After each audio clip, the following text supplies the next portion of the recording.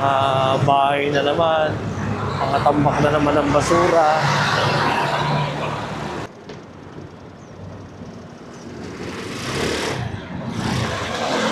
Mga asbestos, ayan.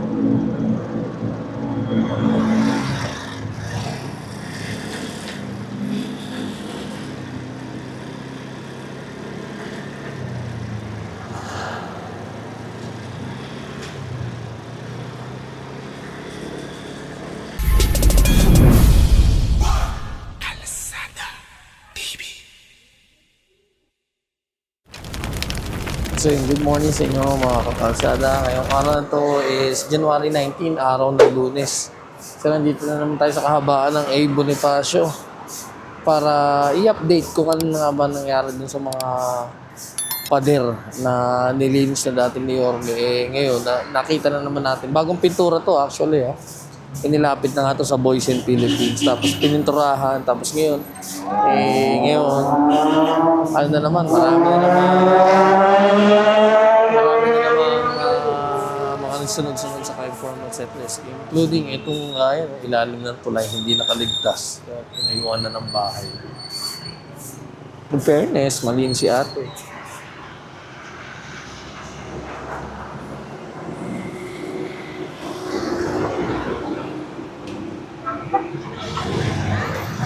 So tara, daan natin.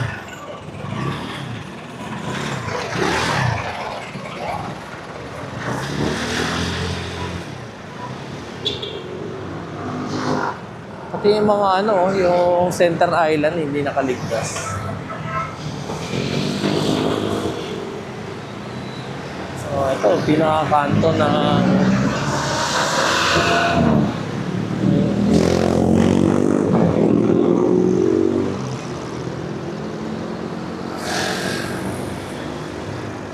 mga bahay na naman, mga tambak na naman ng basura.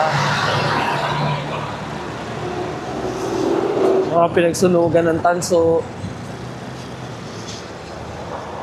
Ito mo doon sa gitna ng Center Island, may mga nakatayong bahay.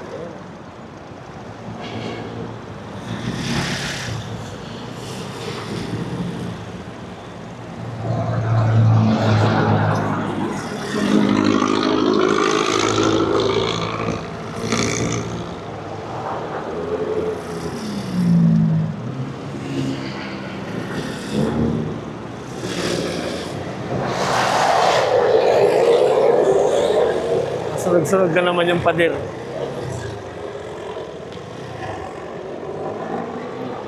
Lungsod ng Maynila, ayan.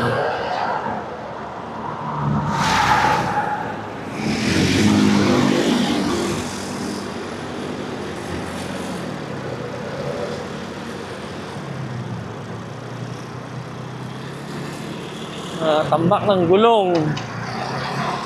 Usually, ito yung mga ibinabayad nilinis na yan mga styro.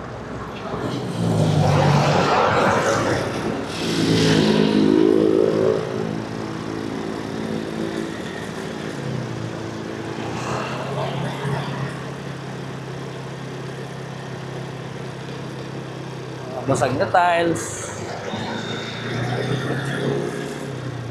May kutsyon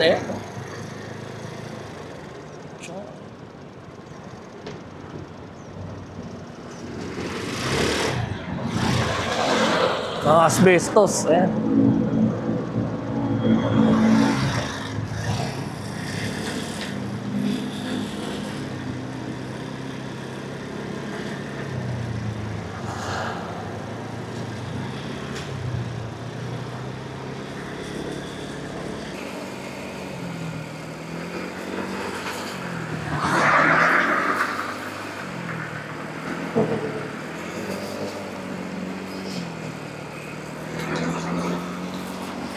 Ay, talaga. Alam mo yung kahit anong gawin linis mo sa Maynila. Pag may tulunggis talaga. Ay, may mga naka-illegal park na naman ng mga trailer truck. Illegal dumping, ayan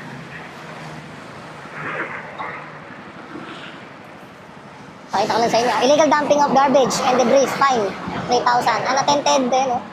Mga illegal drug hotspot, may abutan dito ng droga. Oh, sila alam na nila, ayan, oh.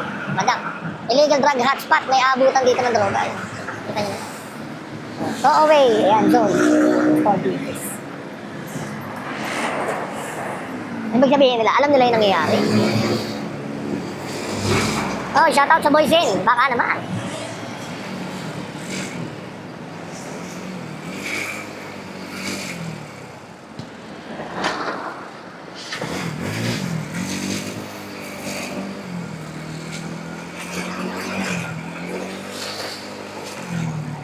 Ito yung mga na-impound na mga sasakyan dito na natambak. Imbis na nagagamit pa yung kalsada, hindi na magamit. Gawa nga yan, tinambakan na ng mga ano.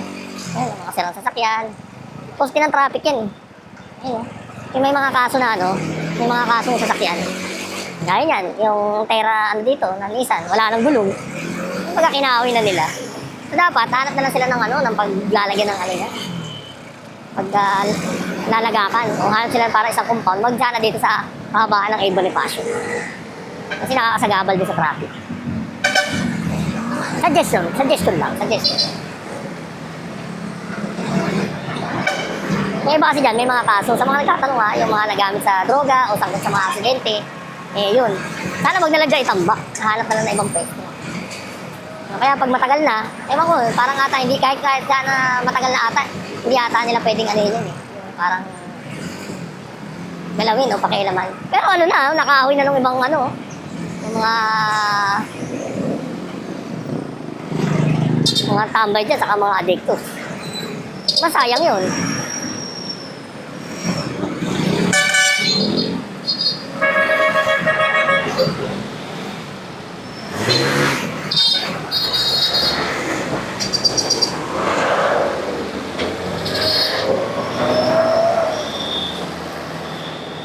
So far dito sa Blooming Treat, medyo maayos-ayos naman. Kaya pala, gawa na yung kabilang lane dun sa papuntang Dimasala. Thank you. At ang tagal. Ang tagal na ginawa yun. Grabing servisyo yung inabot dun. Ganun pa rin naman din sa Blooming Treat, may mga nakalatag sa saig. Pag na-clearing, iyak ka na lang. Tapos tayo ng Antipolo. Ano, may yung mga patungan. Nilagay pa rin nila.